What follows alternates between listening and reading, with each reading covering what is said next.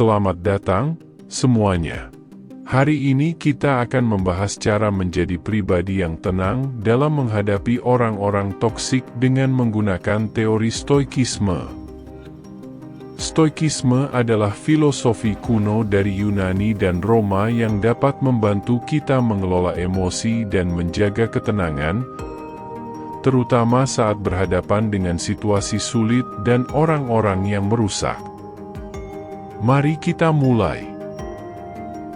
Stoikisme didirikan oleh Zeno dari Citium pada abad ketiga sebelum Masehi dan berkembang melalui ajaran-ajaran filsuf terkenal seperti Epictetus, Seneca, dan Marcus Aurelius. Filosofi ini menekankan pentingnya kebajikan, pengendalian diri, dan ketenangan pikiran. Prinsip utama Stoikisme adalah memahami apa yang berada dalam kendali kita dan apa yang tidak. Stoikisme mengajarkan kita bahwa kebahagiaan sejati tidak bergantung pada keadaan eksternal, melainkan pada bagaimana kita menanggapi situasi tersebut.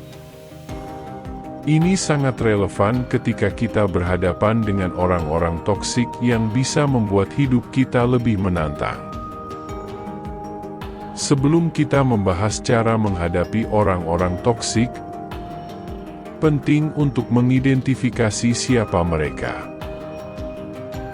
Orang-orang toksik biasanya adalah individu yang seringkali membawa energi negatif, suka memanipulasi, bersikap kasar, atau membuat kita merasa buruk tentang diri kita sendiri.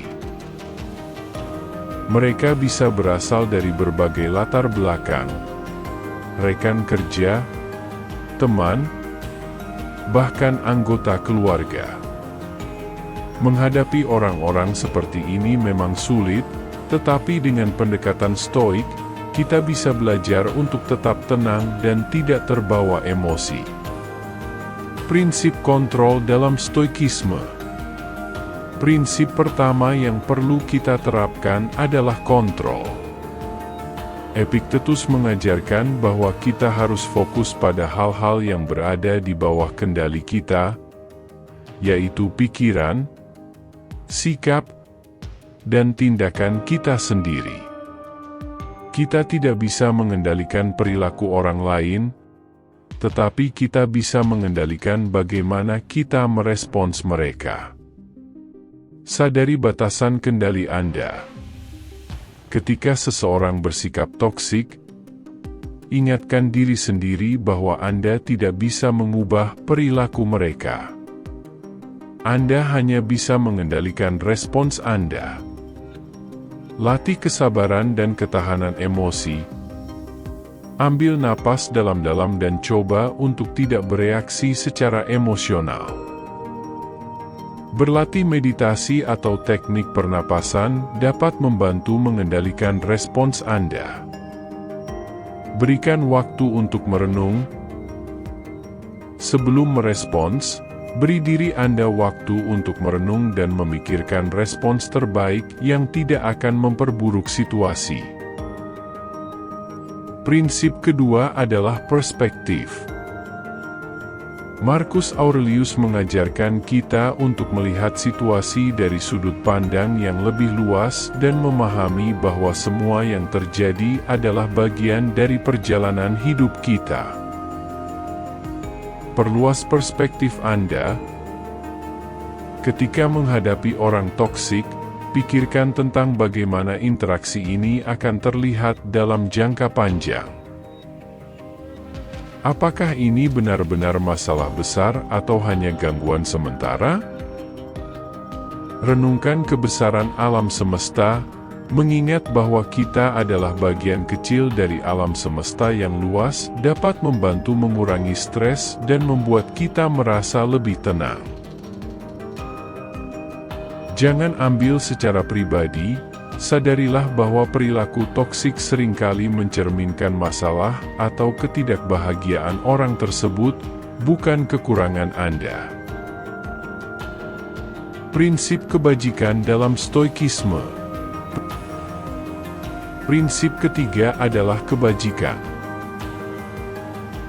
Seneca mengajarkan bahwa kebahagiaan sejati datang dari hidup yang sesuai dengan kebajikan seperti kebijaksanaan, keadilan, keberanian, dan pengendalian diri. Tetap berpegang pada nilai-nilai Anda. Jangan biarkan perilaku negatif orang lain mengubah siapa Anda. Tetaplah berpegang pada kebajikan dan nilai-nilai Anda. Praktikan empati dan pengertian. Cobalah untuk memahami bahwa orang-orang toksik mungkin menghadapi kesulitan mereka sendiri. Ini bisa membantu Anda merespons dengan lebih bijaksana dan penuh pengertian.